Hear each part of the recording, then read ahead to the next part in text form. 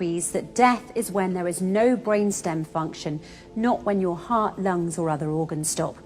To start, let's take a look at something that has been the stuff of nightmares and horror films for decades. It's the story of some poor soul who, for whatever reason, has been declared dead and buried 6 feet under, but they're still alive. Now, if you think this story can only happen in a horror movie, you'd be dead wrong, pun intended.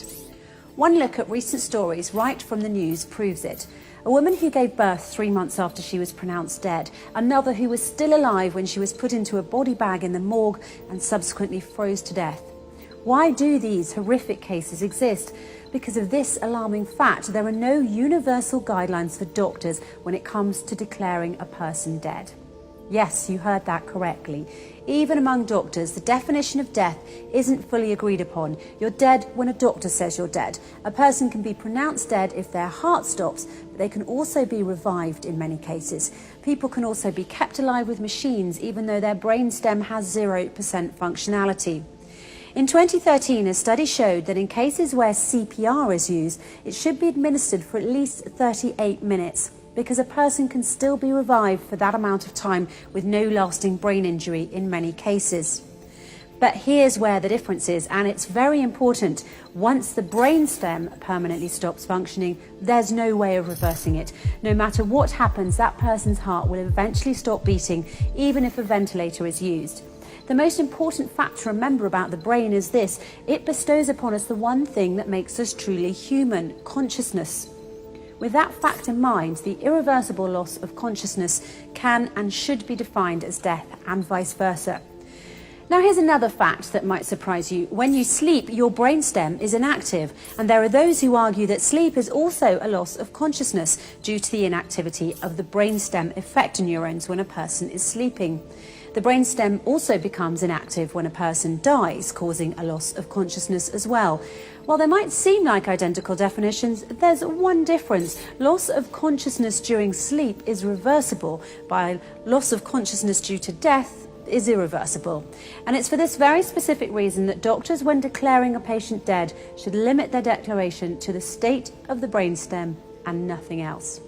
In effect, as the Holy Quran pointed out 1400 years ago, sleep is like death and death like sleep. Verse 1, it is He, Allah, who takes your souls by night when you are asleep and has knowledge of all that you have done by day. Then He wakes you up again, that a term appointed, your life period, be fulfilled.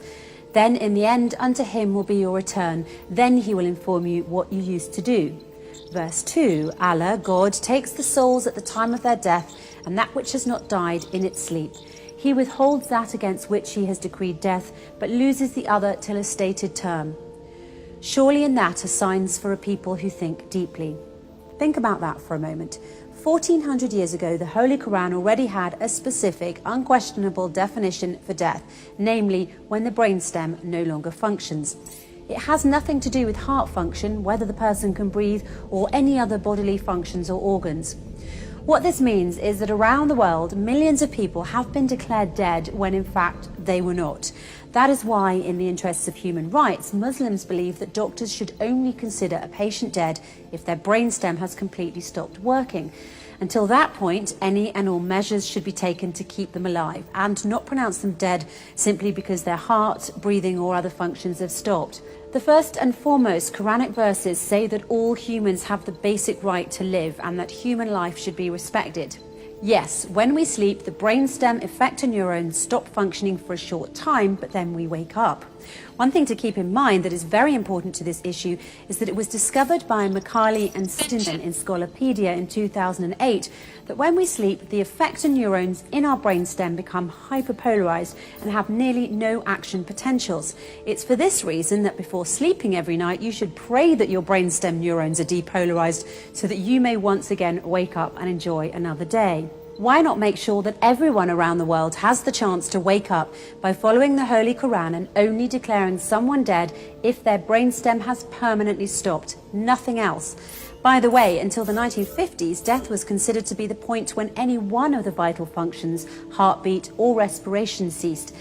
This is what, according to Dr. James Burnett, a neurologist at Dartmouth College's Giesel School of Medicine in New Hampshire, stated in his speech in Live Science on June the 19th, 2014.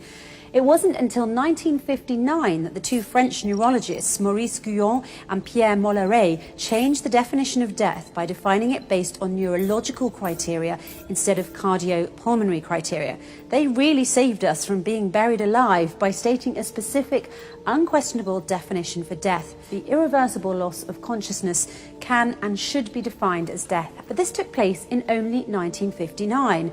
The Holy Quran, however, stated its specific, unquestionable definition for death. The irreversible loss of consciousness can and should be defined as death 1400 years ago. In order to truly respect human life, we need to agree on a universal definition of death. And just as the Quran has shown us, that definition should be based on the brainstem of the person in question permanently stopping. Nothing more, nothing less.